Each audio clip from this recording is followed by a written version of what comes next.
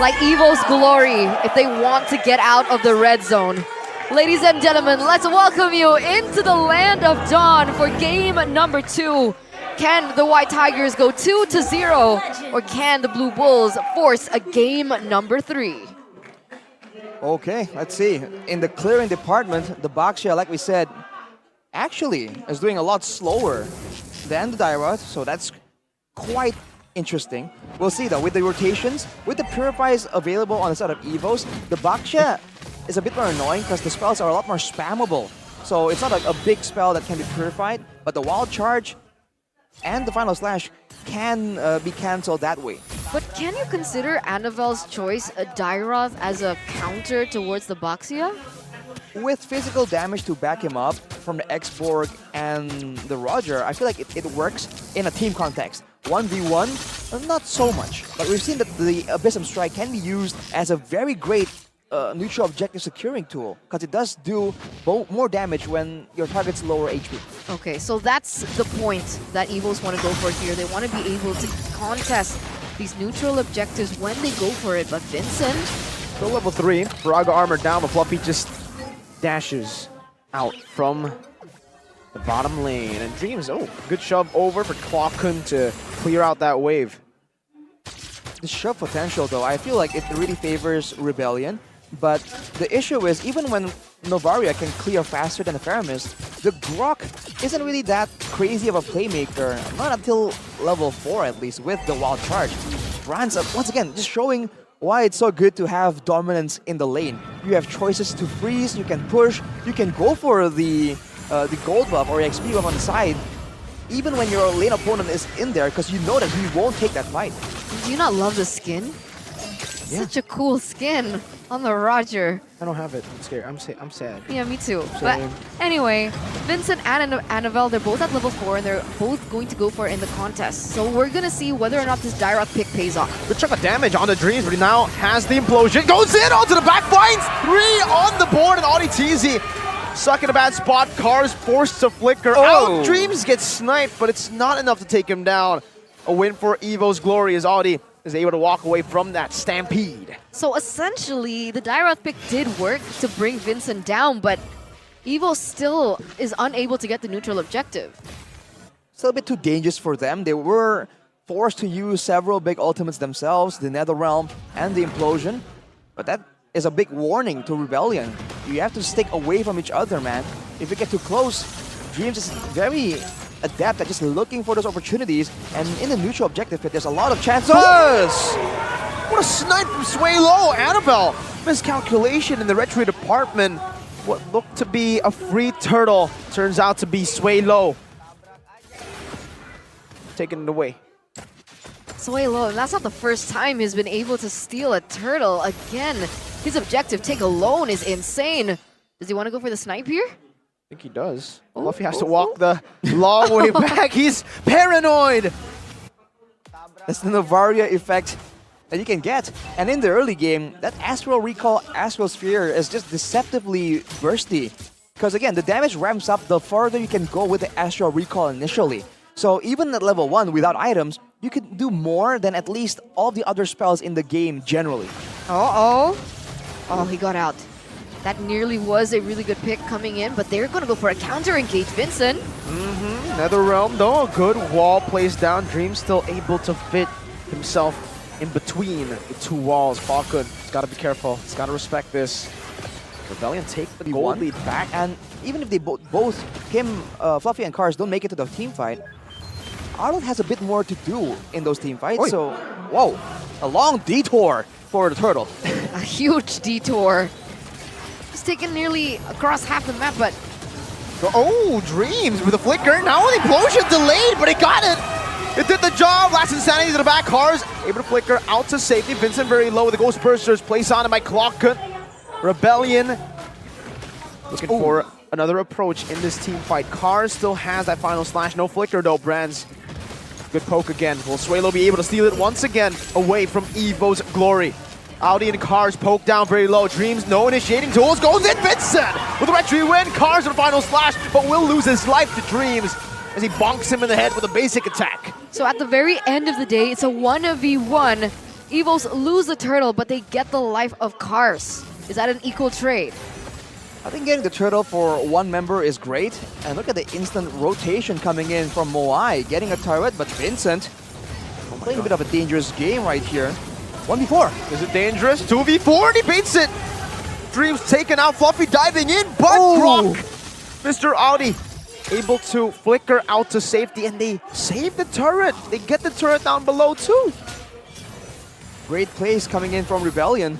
That also means there's more execute potential for brands to really snowball out of control. So in a big team fight, Rebellion will be kind of forced to consider in the back of their minds, hey, we have to save something here to stop brands. But now Moai has picked up another item here, the golden staff. Is that not a power spike for Moai too? That can be utilized in this team fight? Hold up, we'll see first in the turtle pit. Oh, good shot by Dream. Swalo again! All three turtles! 2 by Swalo, 1 by Vincent. But the fight goes to Evo's glory. Cars now getting ran down. A killing spree from Annabelle. The first time that we are seeing a full damage Dairoth in Season 13. And Moai is able to get a trade down below Tier 2. How does Swalo keep doing it? I mean, it was retreat to such a low level of health, but it just wasn't secured. And even though there was a trade happening on the bottom side, now Evos has equalized it.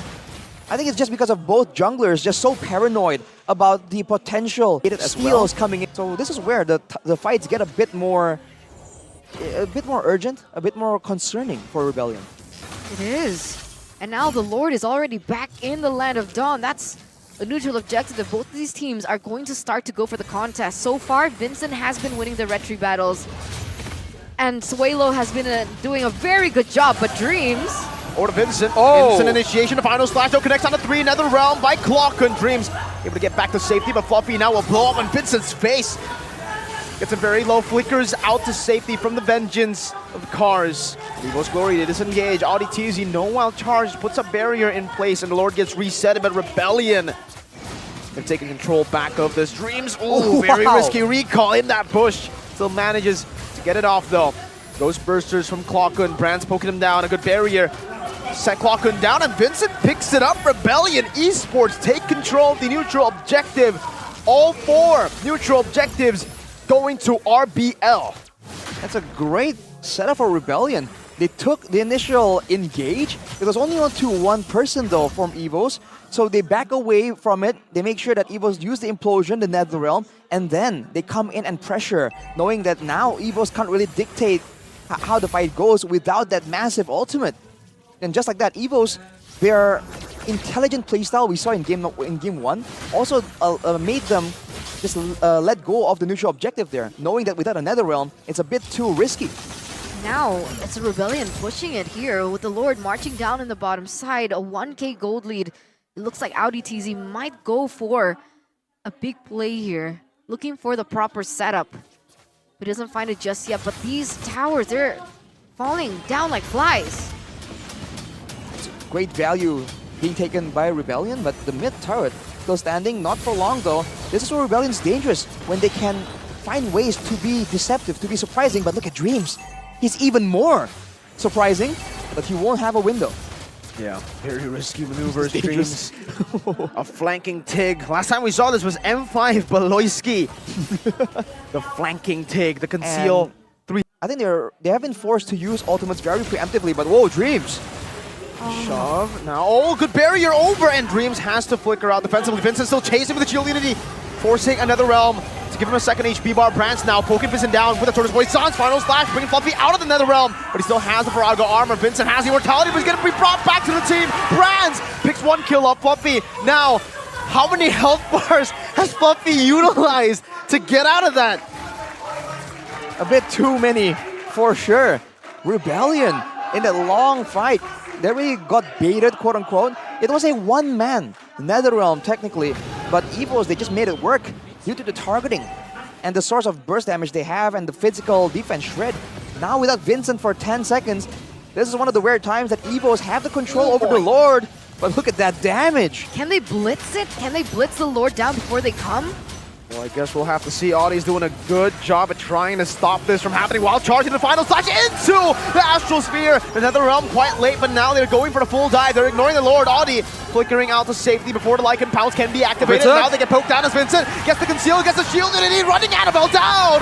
And it is a shutdown from Vincent. Oh! Moai 2 shredding him down, going out to Fluffy. A good barrier in place, but Sway Low is unable to find that last hit. Astral Meteor forcing Flicker out, and Fluffy, he's burning, it's taking down the glowing wand. Moai chasing Cloth Good, forcing a Purify, and man, Rebellion! Sway Low again! With the snipes to take down Annabelle. That's a 3-4-1 trade for the Blue Bulls, and they take control again. What is going on? What a great play for Rebellion right there. Getting away from all the engages of Evos and then re-engaging. Winning right now, so it'll be, yeah, there's going to be an increase in the percentage. that's Needs to how win a math couple works. more times though. Oh my god, again, final slash onto Fluffy, but he has the Faraga armor. Lord this time charging down, should be able to take this turret down with one last slash of that trident. Waiting for the slash, but he's on Fluffy. The Lord, the aggro, is getting taken away, but Rebellion will just utilize this time to clear out this mid lane, take it out. Fluffy, Faraga armor almost down completely. Bang. And in the bottom lane, there are still minions coming in to the base. Cars having to dive onto Dreams, getting a stun down as well. Final slash, only to the wall though. And Rebellion will take their time with this. They do not want to force it. Oof. All right. The game should slow down a bit right now, especially with the conceal already being used. I don't think we're going to see anything too crazy. Unless the Caster Curse strikes again, I think Rebellion, they're still going for it.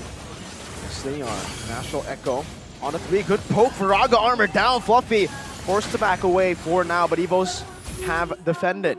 17 minutes in, and we still going. 2 base turrets down.